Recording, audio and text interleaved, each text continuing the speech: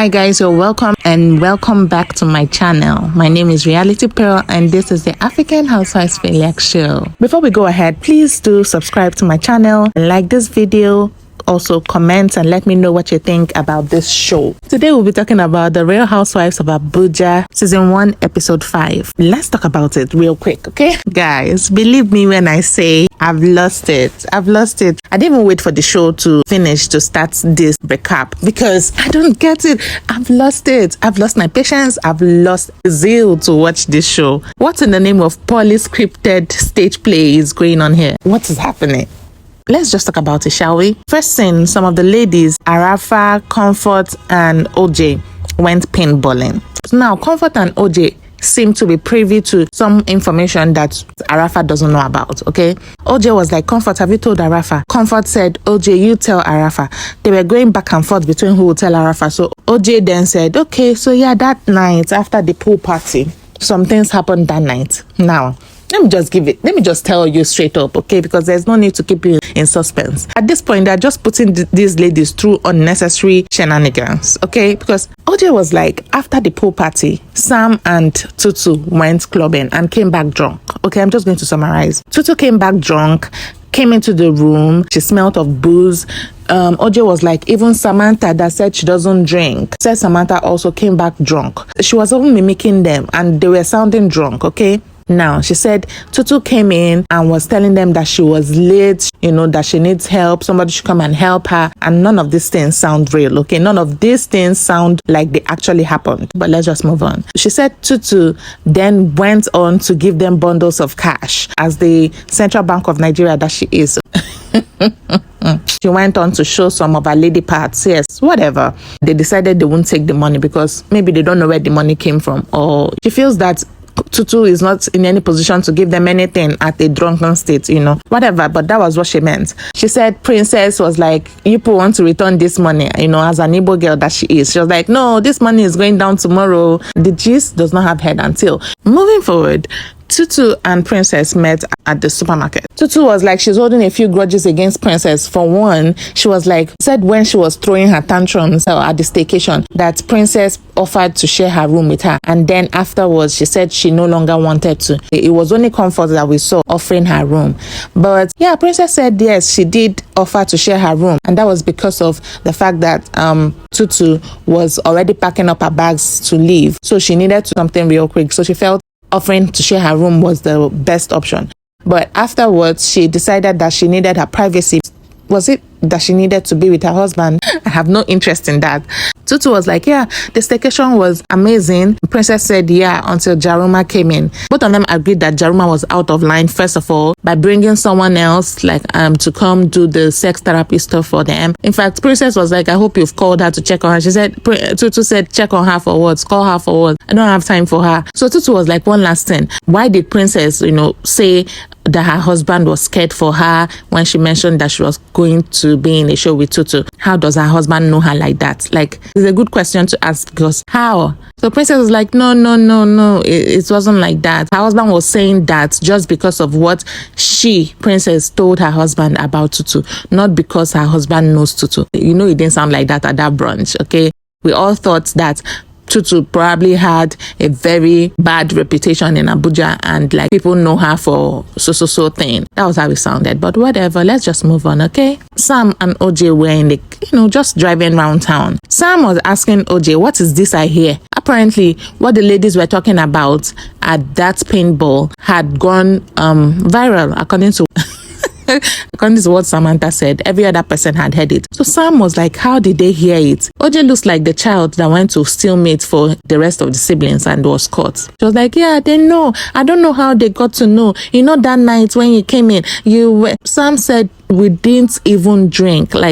Sam was like, she didn't even take any drink. And Tutu was not drunk at all. So where is all this just coming from? Let me not even jump the gun right now because I don't know who made up what. It's not even fun watching it because OJ is here stuttering, acting like she was not the one, literally mimicking everybody, acting out what everybody did, what Tutu did, how Samantha talked. Everything that these ladies talked about, nothing made sense. I won't lie. They talked about, Tutu told Comfort something. They were just talking, but we don't know what they are talking about. And that's the problem I have with this particular franchise. It's like they don't know the power of storytelling. They don't know how to put, these stories together. This show I'm watching now is really making me miss other franchises that I really talked down on. Do you get? OJ and Sam were talking, and at the confessional, they were still not clearing up things for us. I didn't understand any part of the conversation that OJ and Sam had. Whoever was asking them the questions was supposed to ask them, pertinent questions. OJ didn't really own up to her part in all the rumors that have been going around. Moving forward, this next scene is hectic. Shame.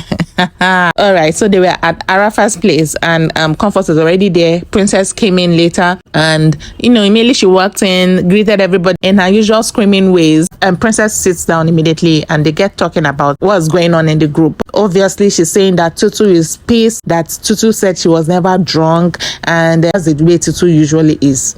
Coming from Princess, Princess seems to know her a little bit more than the other ladies. But Comfort, on the other hand, is saying she doesn't think so, because she saw her with her own koro eyes. Comfort invited Princess to her fragrance-themed party, and she was like, I have a little DIY invite for you here. So she pulled out this card from her pocket. Okay, it looked so funny.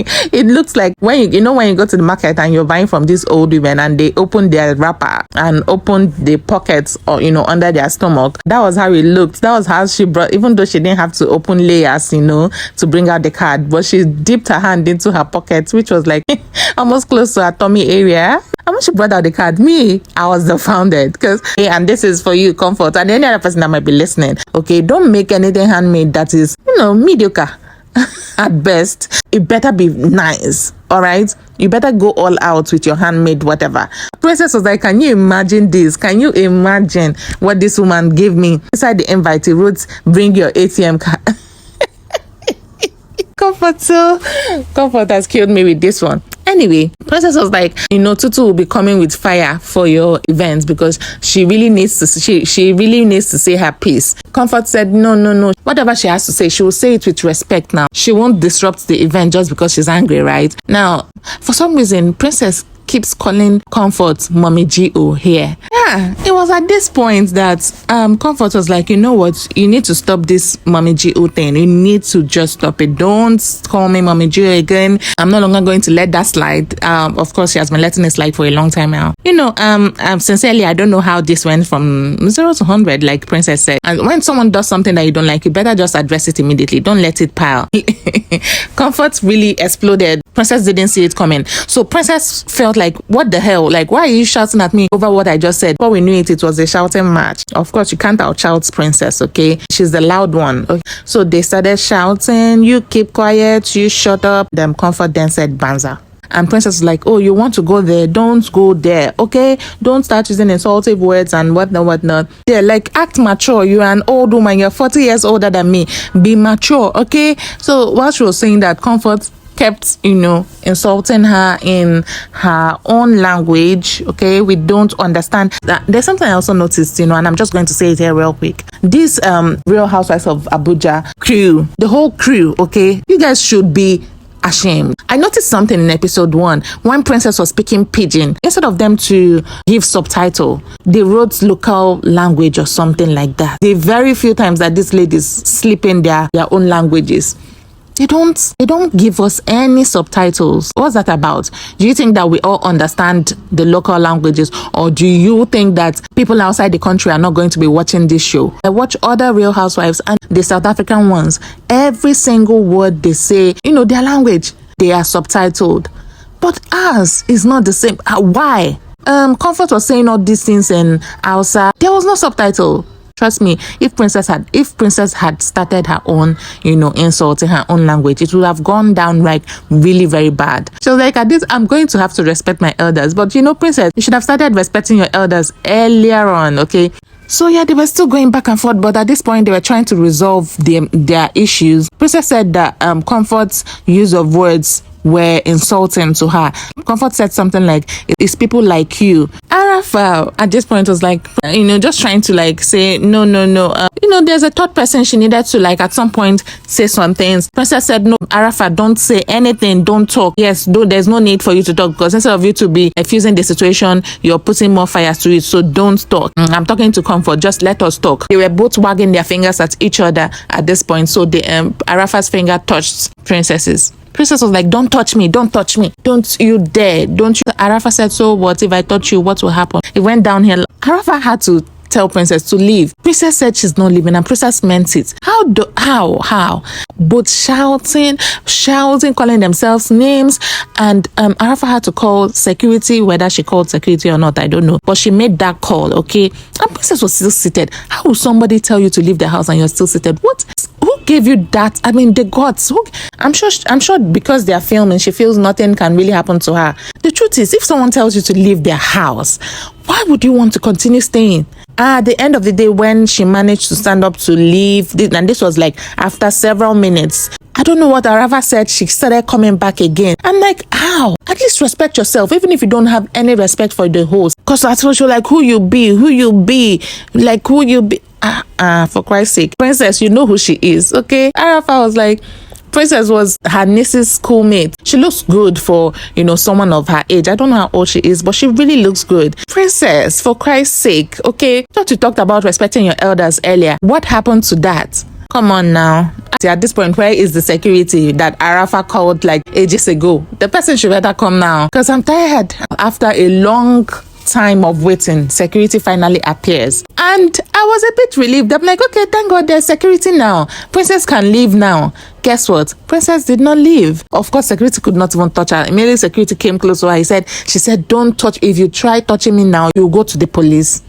This is hectic. Like, this is a mess. Even talking about it is giving me headache right now. Moving forward, Princess met with Sam and they went to a spa. Princess, started telling her what happened the other day at Arafa's place. So she was like, just the whole thing, we're not going to rehash, okay? But there's something she said in the beginning that, just confirmed the whole thing that I've always been talking about. She was like, you see this Tutu stuff, this Tutu's gist, it's not even that big of a deal. Like, people are just milking this situation dry, trying to make it, a big deal just to take away the spotlight from their own personal lives and their own dry personalities. That's just what it is. Girl, you couldn't have said it any better. Now, Princess said at the point where it became a Princess versus Arafa situation, she said Arafa was even sleeping throughout the conversation, that she only decided to come in just so that she'll make the headlines, so that she'll make the news. I feel like it's the same mindset that all of them have towards this show. And that's why they're acting the way they're acting. That's why it's not real. Does it mean that all the while, Princess, all the while that you've been shouting, being loud and everything, is it to make the news? Are you doing that to make headlines? That's crazy. The highlight of this episode was the girl that was doing Princess's feet, and how she was just looking at Princess and listening to what she was saying. OJ met with Jaruma. Jaruma with her highlight that is shining like the sun. Something I've never mentioned, but of course if you've been watching you would know by now. Jaruma is close to OJ. OJ is the one like her child's godmother. She was like, why did you live like that? And what? Jaruma was like, yeah, she felt she was not treated well by Tutu, the girl that has 8 followers on Instagram. She didn't even allow her to finish her introduction. She cut her short. Who is she? Who is her father in Nigeria? She said a lot of things. So I'm not even going to say everything, Hey, very funny. This woman, I think that she has schizophrenia. That's what they call it. Yeah. She was like, do you know who I am? Do you know how much it takes for even to speak with me on the phone is 250,000. To see me face to face is 1 million naira. Who are these peasants? Jaruma had mouth here though. Yeah, we could see her flexing her mouth a lot here. But when she came to meet the ladies, she was she was purring. Now her voice is out. She's talking and flexing her muscles. Girl, bye. Tutupie seated Comfort, and she just went straight to it. She told Comfort, what is all this I'm hearing about myself, that blah blah blah, that I'm this, I'm that. Who is painting this narrative about me? It needs to stop right now. Comfort said, it's not a narrative. Nobody's trying to pin a story on you. You came in that night, I opened the door for you. The first thing you told me was that you were drunk. Tutupie said that what she said was she was late. Comfort said, please help me out here. What's the difference? She said, late is like your dope. She was happy. She was excited. She went out and some people gave her 1 million for 1 million naira for showing her face. So she was happy, excited when she came in. She was not drunk, okay? That's what she told Comfort. Okay, Comfort is still there struggling with the vocabulary that is changing in her face and all that. They managed to squash that. But I can tell from Tutu's confessional that is either they didn't really squash it or there's something more that has gone down, because she was sounding bitter. She was sounding like she was still mad at Comfort. Comfort invited her to come, eat. She made some food for her. And she was like, the food is nice. The food is so nice. There's no way this bitter woman made this kind of food. I was like, now, she said, when I mean woman, I mean it in a bad way. You can't mean woman in a bad way, Tutu. Please be informed. I can't use that word in a negative way at all, okay? That's just to throw it out there. So Comfort invited her for, her fragrance event.